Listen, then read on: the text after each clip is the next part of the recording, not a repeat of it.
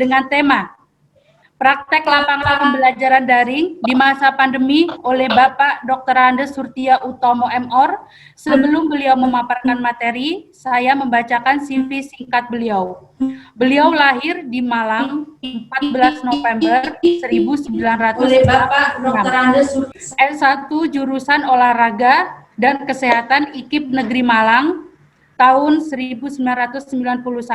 S2 Ilmu Keolahragaan UNS Surakarta, Jawa Tengah, lulus tahun 2006. Saat ini beliau menjadi PNS guru di SMA Negeri 10 Samarinda, dosen PKO IKIP PGRI Kaltim. Beliau pernah menjadi Ketua MGMP Penjas Orkes SMA Kota Samarinda periode 2007 sampai 2012 dan periode 2015 sampai 2019.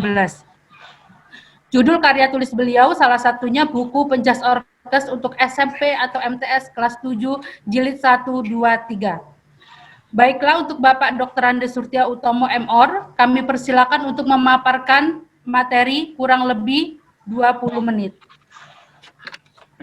Baik. Cek speaker. Suara jelas kah? Halo, suara jelas, suara speaker. Cek. Jelas, Pak. Jelas, Pak. Ya. Oke, baik. Iya. Baik, Assalamualaikum warahmatullahi wabarakatuh. Waalaikumsalam warahmatullahi wabarakatuh. Yang saya hormati Bapak Rektor IKIP PGRI Kaltim, Bapak Suriansyah. Assalamualaikum, Pak. Yang saya hormati Bapak Dekan Dr. Abdul Rajak, MPD. Yang saya hormati Bapak narasumber yang lain dan Ibu narasumber. Yang saya hormati para peserta dan panitia webinar IKIP PGRI hari ini. Alhamdulillah, puji syukur kehadirat Allah Subhanahu wa taala. Akhirnya kita bisa melaksanakan webinar ini walaupun dengan sedikit kendala teknis. Namun semoga kendala itu menjadikan sesuatu yang sangat indah dalam pelaksanaan webinar kali ini. Baik, kali ini saya mendapatkan giliran tentang praktek lapangan pembelajaran daring di masa pandemi COVID-19. Baik, langsung aja share screen aja. Ya. Tolong di share screen-nya, panitia.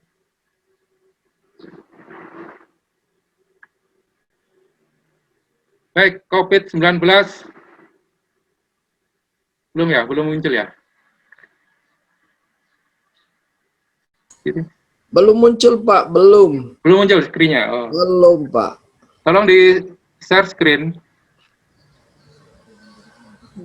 Belum muncul, Pak. Panitianya, gimana panitia? Belum ada nih. Mohon maaf ya, untuk Bapak narasumber, Bapak Surtio, silakan memberikan materi. Nanti ini dari panitia akan dibukakan untuk share screen-nya. Oke, ya, baik. Baik, sambil nunggu share screen-nya. Para peserta webinar yang saya hormati, kita ketahui bahwa masa pandemi COVID-19 ini tadi sudah dijelaskan, mengharuskan merubah kebijakan dalam pembelajaran mulai tanggal 16 Maret 2020, yaitu dari pembelajaran tatap muka menjadi pembelajaran daring. Sekarang timbul pertanyaan, apakah efektif pembelajaran daring selama ini? Nah, untuk menjawab ini, maka saya akan menjelaskan, pertama adalah tentang COVID-19 ini. Apa sih COVID-19 ini, saudara? Saudara sekalian, COVID-19 ini adalah nama lain dari SARS-CoV-2 ya, atau Acute Respiratory Syndrome Coronavirus 2, yang lebih dikenal dengan nama virus corona, yang sekarang lagi pandemi di seluruh dunia. COVID ini jelas menular, saudara ya, seperti kita ketahui, penularannya tidak hanya menyerang ke lansia saja, tapi bisa juga ke semua usia ya, baik bayi, anak-anak, hingga orang dewasa. Nah, gangguan virus ini adalah yang ringan, yaitu ada persoalan infeksi paru-paru yang berat dan hingga kematian. Oleh karena itu, maka kebijakan pemerintah yang pertama kali dilakukan pada tanggal 11 Maret 2020 menetapkan bahwa virus ini adalah pandemi global ya. Virus ini berasal dari Wuhan, saudara ya, dari Cina pada akhir Desember 2019. Nah, untuk mencegah penularan yang lebih luas, maka banyak negara dan pemerintah menetapkan kebijakan lockdown dan di Indonesia PSBB ya. Nah, PSBB di mana kegiatan yang di luar rumah harus dihentikan sampai pandemi ini mereda. Ya. Bahkan beberapa pemerintah sudah menerapkan pembelajaran daring ya dari mulai tingkat TK sampai perguruan tinggi mulai tanggal 16 Maret 2020 yang diikuti oleh provinsi-provinsi lainnya seluruh Indonesia ya. Nah, pembelajaran daring ini tentu saja membutuhkan suatu media pembelajaran seperti handphone ya, laptop dan komputer, saudara ya. Jelas ini.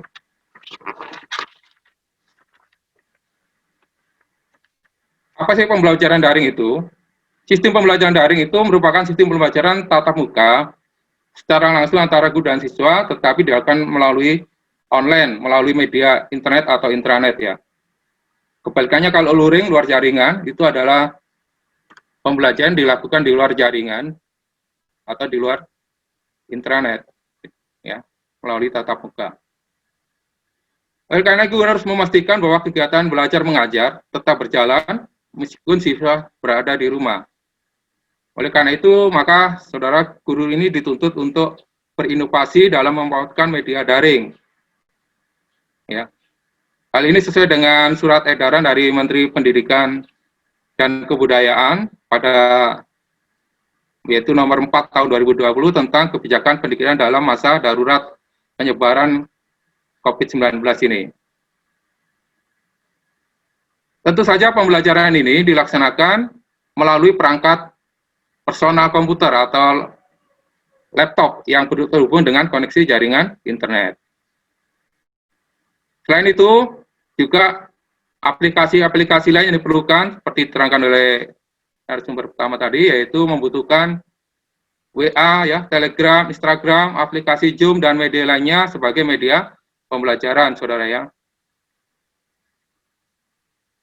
Dengan demikian, guru dapat memastikan bahwa siswa mengikuti pembelajaran dalam waktu yang bersamaan, meskipun di tempat yang berbeda-beda. Nah, dampak dari COVID-19 ini adalah semua sektor merasakan dampaknya, ya. Khususnya dunia pendidikan, dilihat dari kejadian yang terjadi baik siswa maupun orang tua siswa yang tidak memiliki handphone, untuk menunjang kegiatan pembelajaran daring ini, tentu kebingungan, ya. Sehingga pihak sekolah kadang-kadang ikut mencari solusinya untuk mengantisipasi hal tersebut. Ya. Beberapa siswa yang tidak memiliki handphone melakukan pembelajaran secara berkelompok kadang-kadang ya, sehingga mereka melakukan aktivitas pembelajaran secara bersama, mulai belajar melalui video call yang dihubungkan dengan guru yang bersangkutan, diberi pertanyaan satu persatu hingga mengabsen melalui voice note yang tersedia di WA ya. Materinya kadang-kadang berdurasi kurang dari 2 menit. Nah, permasalahannya yang terjadi adalah sistem media pembelajaran ketersediaan kuota ya, kuota yang cukup tinggi. Harganya bagi siswa maupun guru tentu ini jadi masalah ya. Tadi juga disebutkan jaringan kadang-kadang tidak stabil. Nah, kuota yang dibeli ini terasa sekali, saudara, memakan biaya di mana para orang tua tidak siap dalam memberikan anggaran untuk kuota ini. Hal ini menjadi permasalahan yang sangat penting bagi siswa.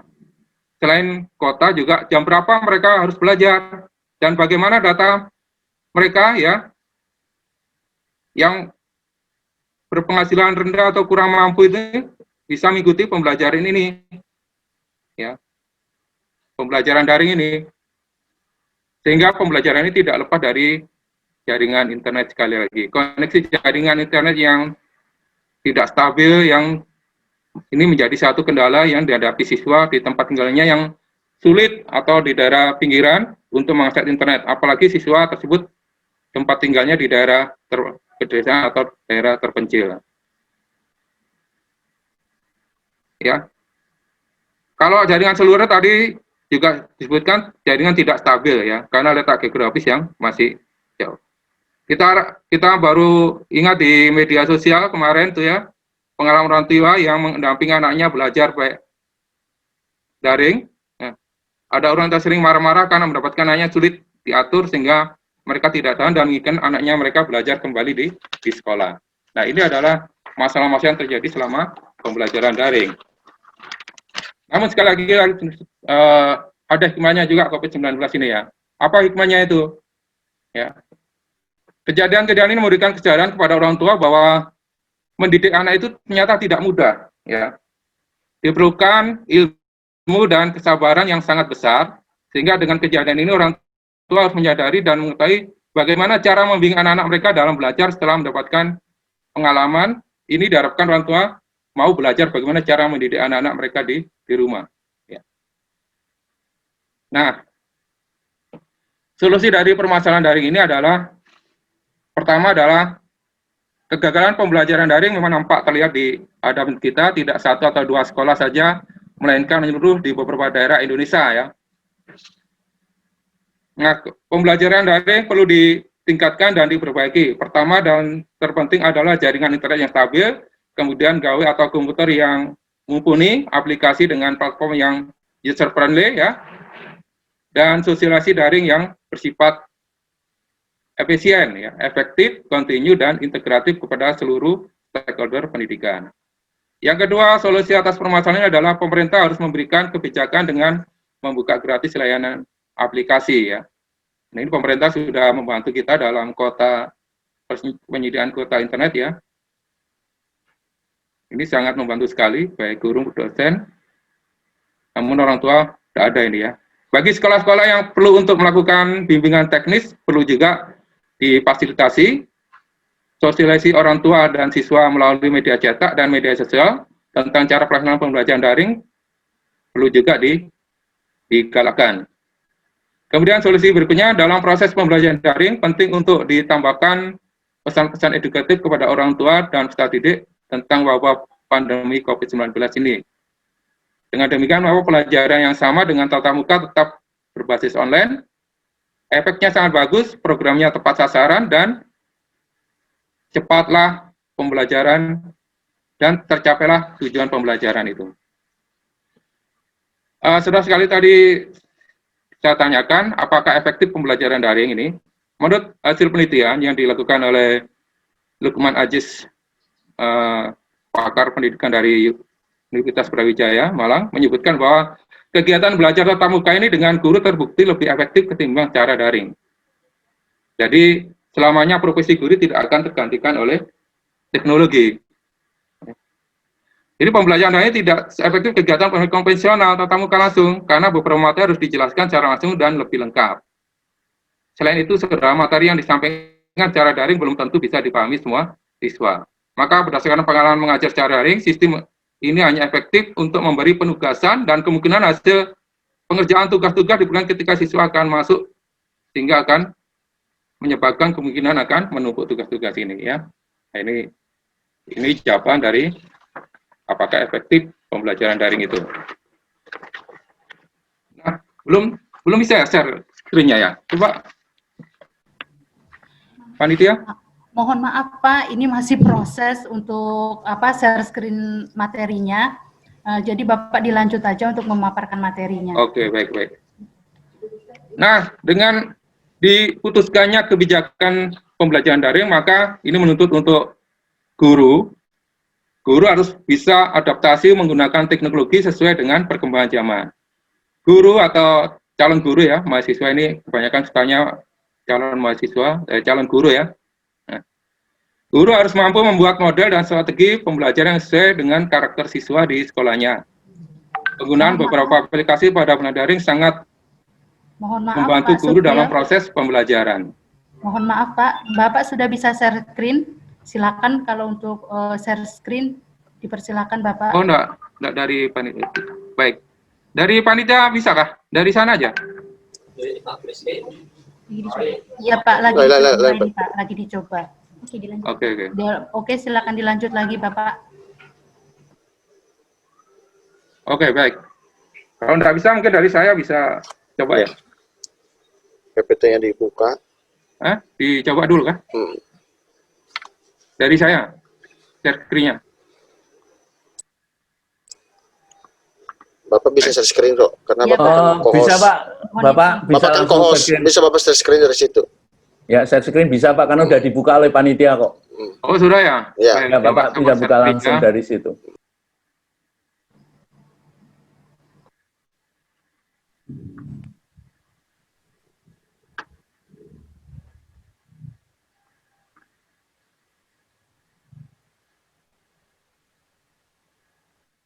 Mana ini ya? Mau tidak mau tambah waktunya ini. Ya itu. Aduh, Buka PowerPoint-nya dulu, Pak. sudah aku buka ini. Tapi Baru share screen. Ya, oke. Saya buka share screen.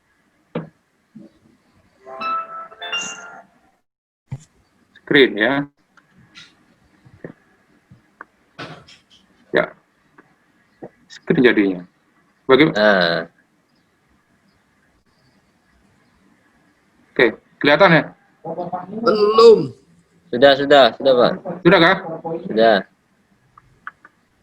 Cuma di PowerPoint ini Bapak full screen, Pak. Full screen ya? Ya. Ya udah, Pak. Pak Surtio sudah muncul. Oh, sudah muncul. Baik, baik. Kan. Lancar, lanjutkan. Ya, oke, baik. Ya, oke, lancar ya.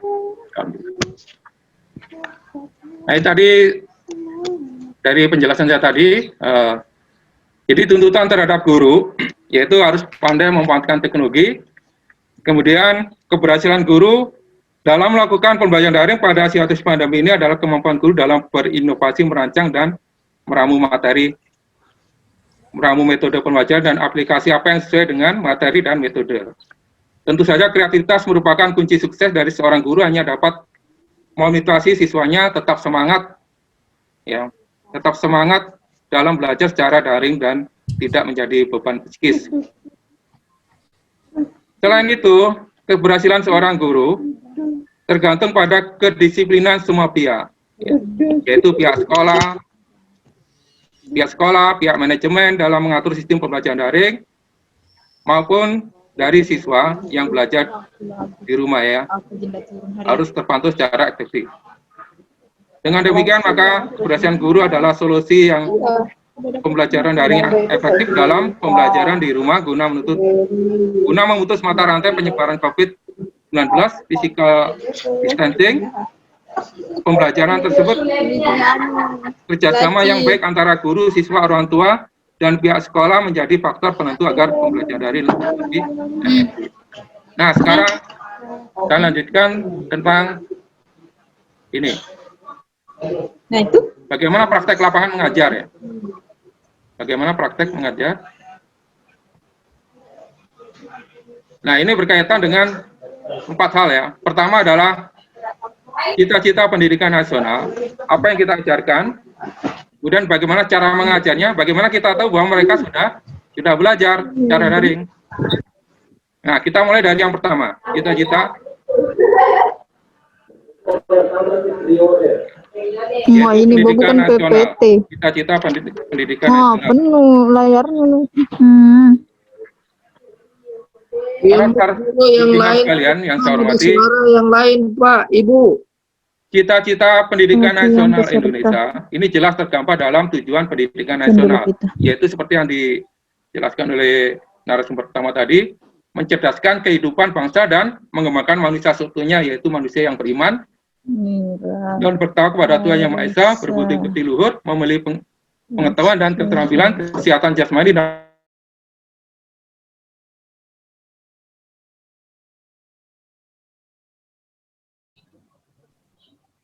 Pak Surtio dinyalakan dulu mic-nya kemuc lagi, Pak.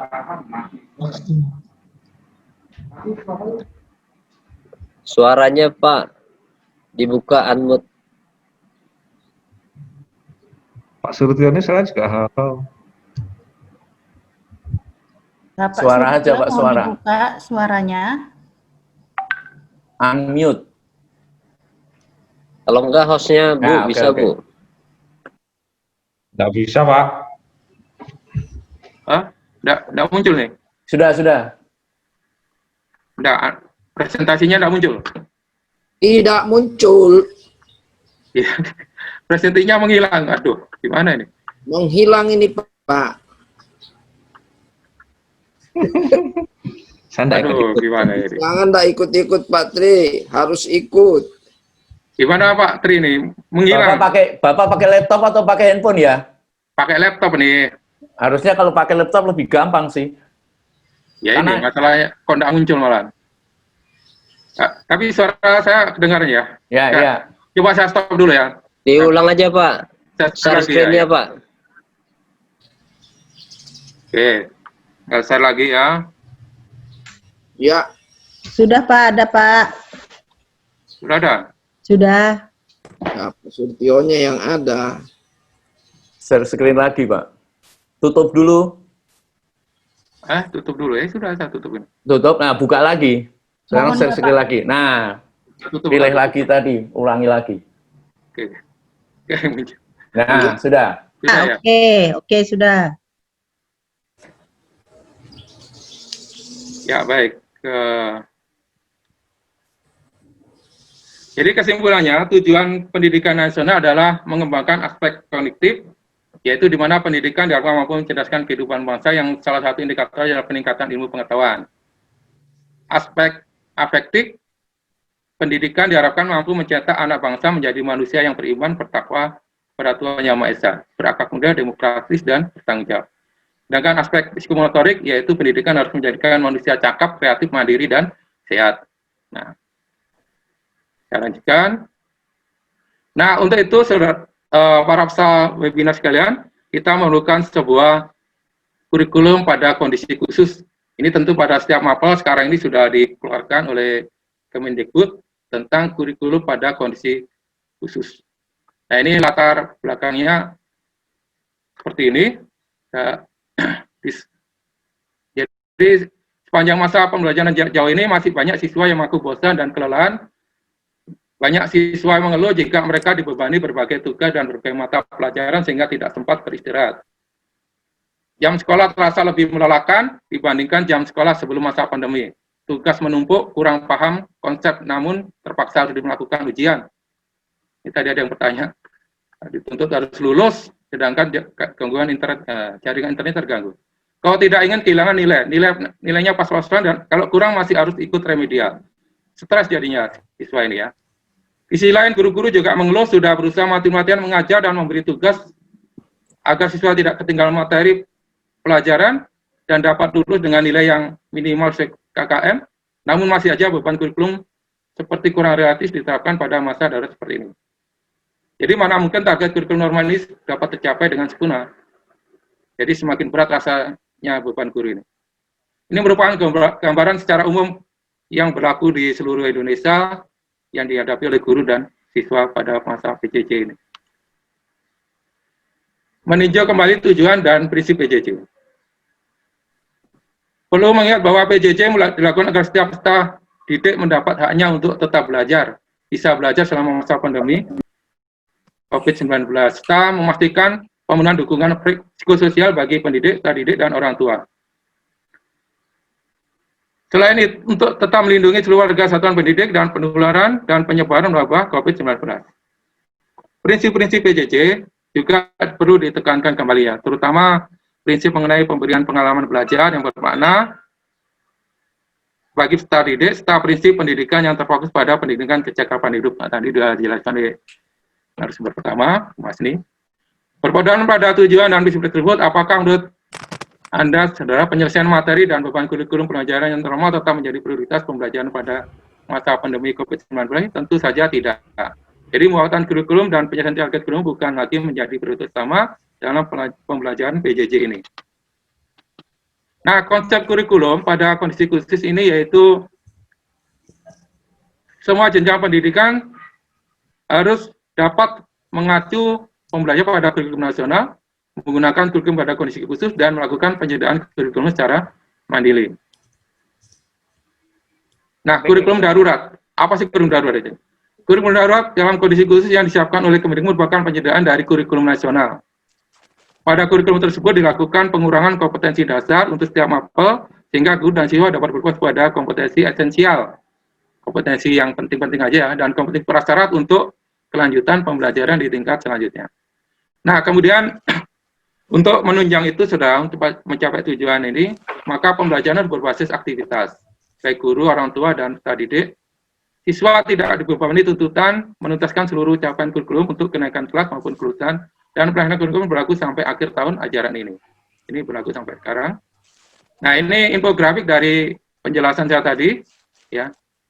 Jadi penjelasan saya tujuan pembelajaran jarak jauh, kemudian opsi pelaksanaan pembelajaran oleh satuan pendidikan menggunakan 3 acuan kurikulum ini, kurikulum nasional, kurikulum darurat, atau melakukan penyederhanaan kurikulum secara mandiri, yaitu penyederhanaan KI dan KD setiap jenjang per mata pelajaran. Jadi apa yang ingin diajarkan, yaitu kita harus mengacu pada kurikulum Surabaya. Nah, ini untuk karena saya ke MK PJOK, maka ini saya tampilkan KI KD PJOK SMA kelas 10 ya. Ada KI 3, KI 4, mungkin di SMK ini Pak Alimuddin ini sama juga dengan SMA ini. KD-nya ada 31 maupun 41 ya. Insya Allah. Sama Pak ya. Selesai. Nah, jadi pembelajaran sekarang berbasis kompetensi. Ya. Bukan berdasarkan hasil, tapi kompetensi.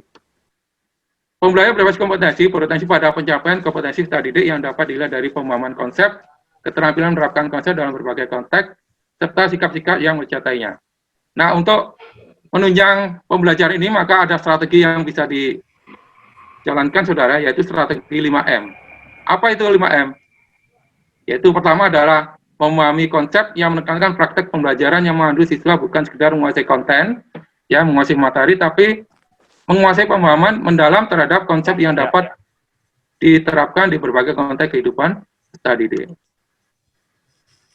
Nah, ini apakah tujuan esensial pendidikan ini? Nih, sekarang ini. Ya, titik tengahnya kompetensi. Kompetensinya itu apa? Yaitu siap hidup, siap menalar, ya, kemandirian, dan ujiannya itu ujian bermakna. Tapi tadi sudah dijelaskan Bupati. Ujian bermakna itu apa? Oke, berikutnya.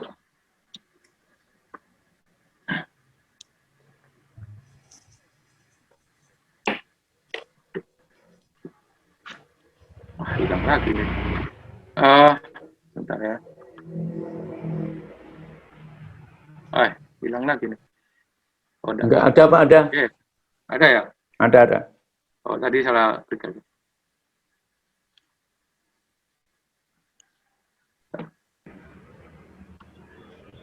Kok gitu ya? Baik, berikutnya adalah kenapa ini? Kenapa macet? Mohon dilanjutkan saja Bapak Surtio, mungkin baik. kendala teknis dari jaringan. Mohon dilanjutkan saja pemaparan materinya. Baik. Baik, kita coba saya lanjutkan. Jadi, ciri-ciri pembelajaran berbasis kompetensi. Pertama adalah kompetensi itu, ya, ini perbedaan antara pembelajaran berbasis kompetensi dan pembelajaran berbasis konten, ya. Kalau berbasis kompetensi, itu berpusat pada kebutuhan. Kalau pada konten, itu berpusat pada materi pembelajaran. Yang kedua, kalau kompetensi itu belajar untuk pemahaman konsep. Sedangkan kalau konten, itu belajar untuk cakupan materi. Yang ketiga, ciri ketiga, kalau kompetensi menunjukkan kinerja dengan menerapkan konsep, kalau konten menjawab serangkaian pertanyaan tes berdasarkan topik. Yang keempat, pembelajaran kompetensi, pembelajarannya terkait dengan konteks kehidupan nyata siswa. Kalau konten, pembelajarannya kurang, tidak terkait dengan konteks kehidupan nyata siswa. Mohon maaf Bapak Surtio, Ya. mengingatkan untuk waktunya kurang 5 menit. Oh, baik. Ini gimana ini nggak bisa di-share? Yes. Atau saya stop dulu ya, saya coba Enggak ulang apa-apa lagi. Pak, materinya selesaikan aja Pak. Oke, Kalau Pak Setio, materinya aja diselesaikan nggak Pak? ya baik. Oke, baik. Yang terakhir, pembelajaran memiliki kompetensi itu adalah orientasi pada proses dan pengembangan kompetensi. Kalau konten, orientasinya pada nilai akhir ya. Ini. Jadi pertama sudah kita selaraskan dulu ya dalam KIKD, dalam kondisi darurat kita samakan ya. Kita sesuaikan dengan minat dari siswa ya. Kemudian cara belajarnya gimana siswa ya. Kemudian orang tua bisa join, bisa mendampingi dalam belajar. Kemudian fasilitas dari internet itu sendiri bagaimana ya. Baik, lalu apa yang harus dilakukan? Setelah kita cek KIKD-nya, kemudian lalu kita rumuskan tujuan atau indikatornya ya. Kita lihat indikatornya apa yang harus dilakukan ya, sesuaikan dengan KIKD yang sudah kita jelaskan dengan kondisi khusus tadi. Baru kita atur metodenya, proses belajarnya apa saja. Kemudian yang terakhir adalah kita rencanakan asesmennya atau penilaiannya. Ya, asesmennya. Nah, setelah itu kita lakukan analisis assessment atau analisis untuk menentukan tindak lanjut selanjutnya ya dari hasil asesmen tadi. Kesimpulannya, para staf BIMDes sekalian, pembelajaran berbasis kompetensi diterapkan pada pembelajaran jauh. Pembelajaran cakupannya sederhana namun mendalam dapat memberikan lebih banyak kesempatan pada siswa untuk mengembangkan pengetahuan dan keterampilan secara bersamaan. Baik. Bapak Ibu sekalian bisa juga melihat RPP di Merdeka Belajar, di kanvas RPP Merdeka Belajar yang ada di Guru Belajar ya, ada di situ. Nah, tadi saya jelaskan tentang strategi 5M. M pertama adalah menuliskan hubungan, yang kedua M memahami konsep, yang ketiga membangun keberlanjutan, yang keempat memiliki tantangan, dan kelima adalah memperdayakan konteks. Maksudnya strategi ini apa? Ini kita lanjutkan pada saat menjalankan PJJ ya. M pertama adalah menuliskan hubungan. Jadi memanusiakan hubungan ini ada anjuran, ada hindaran ya. Pertama anjuran.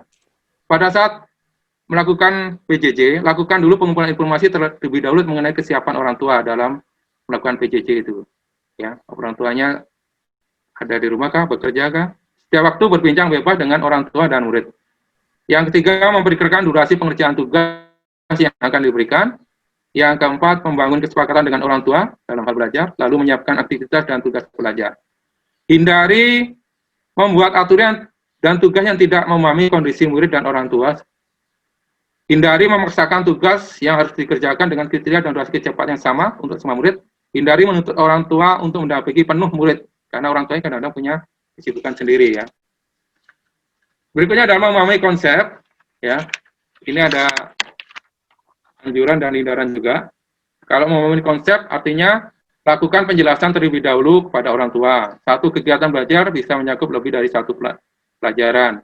Berilah tugas yang terkait dengan lingkungan rumah pada kelas kecil dan terkait dengan persoalan yang sedang dibicarakan. Sediakan pertanyaan terbuka pada instruksi penugasan yang memfasilitasi murid untuk menghasilkan hubungan. Hindari memberikan tugas sekedar untuk latihan soal atau pengerjaan LKS. Nah, ini hanya yang kita lakukan. Tanpa disertai diskusi atau refleksi. Memberi tugas yang meminta murid memindahkan materi dari buku teks ke lembar tugas. Nah, ini. Yang strategi yang ketiga itu membangun keberlanjutan.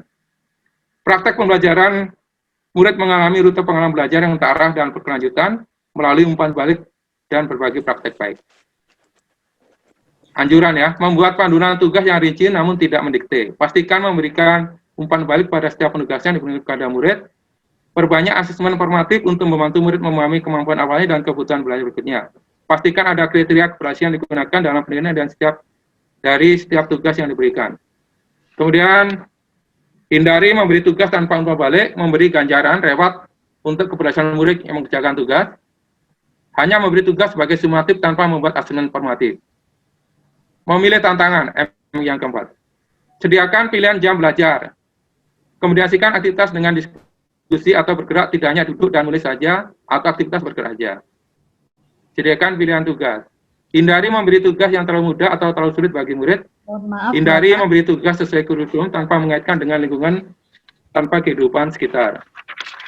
Baik, yang terakhir strategi M kelima adalah memberdayakan konteks. Anjurannya yaitu sediakan tugas yang membuat murid bisa menerapkan kemampuannya pada konteks atau tugas sehari-hari. Satu kegiatan belajar bisa mencakup lebih dari satu pelajaran. Bagi murid yang tidak mempunyai gawe, guru bisa bentuk kelompok atau kalau jauh misalkan rumahnya bisa juga didatangi ya untuk mengumpulkan tugas itu. Lalu menyediakan tugas yang membuat murid dan orang tua merasa berkontribusi terhadap persoalan yang sangat dibicarakan. Kemudian hindari di tengah situasi wabah corona ini, hindari memberi tugas yang mendorong murid berinteraksi dengan banyak orang. Hindari memberi tugas hanya dari satu sumber atau buku teks semata. Hindari memberikan tugas yang sama untuk semua murid. Nah, itu tadi tentang strategi 5M. Untuk asesmennya, kita menggunakan asesmen diagnosis. Asesmen diagnosis ini ada asesmen diagnosis kognitif, non-kognitif ya. Untuk penilaian saudara, penilaian itu kita gunakan dulu semacam kayak pretest atau asesmen diagnosis awal ya. Apa itu diagnosis awal? Jadi selama masa PJJ, pengelolaan kelas yang kondisi menjadi perkara yang sangat penting. Tidak mungkin guru untuk menjalani fungsi kontrol seperti ketika di dalam kelas. Siswa terlihat tidak termotivasi untuk belajar jarak jauh secara daring. Jadi pembelajaran di rumah di mana siswa melakukan pembelajaran secara mandiri juga sudah susah dikontrol. Bagaimana guru dapat mengetahui kesulitan dan pencapaian siswa?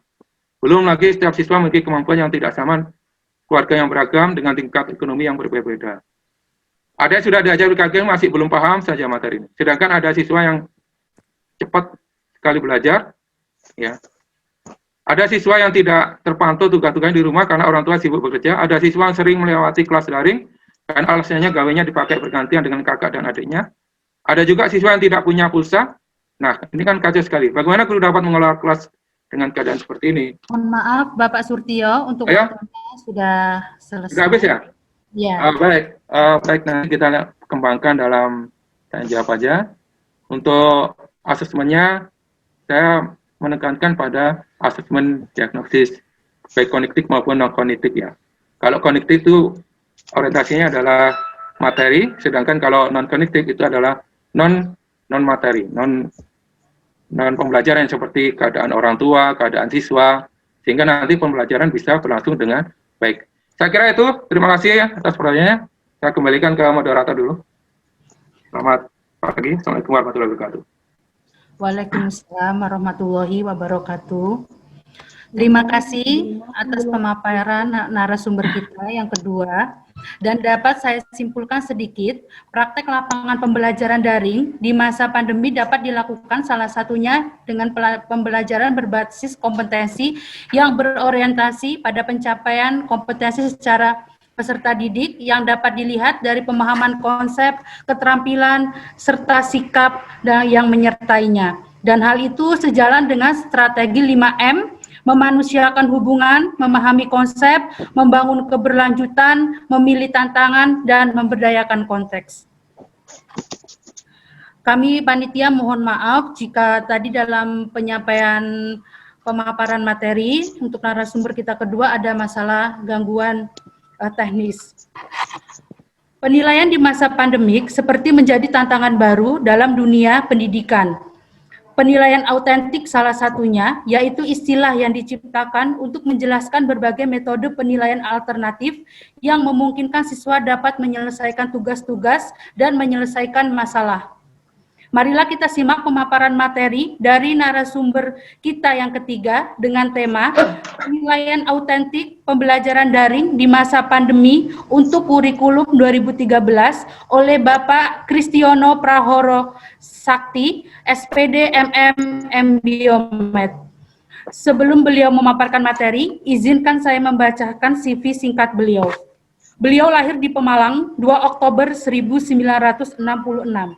S1 Pendidikan Biologi IKIP Negeri Yogyakarta, lulus tahun 1993. S2 Magister Manajemen Universitas Budi Luhur Jakarta, lulus tahun 2002. S2 Magister Biomedik Fakultas Kedokteran Universitas Indonesia, lulus tahun 2013. Riwayat pekerjaan beliau, staf pengajar SMA Pangudi Luhur Jakarta tahun 93 sampai 2012. Penulis buku pelajaran SD, SMP, SMA tahun 2003 sampai sekarang. Konsultan pengembangan produk PT Penerbit Erlangga Jakarta tahun 2013 sampai sekarang.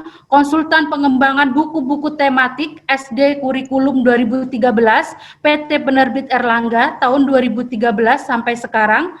Beliau juga aktif dalam kegiatan ilmiah dan narasumber berbagai seminar dan workshop. Baiklah, untuk Bapak, kami persilakan untuk memaparkan materi.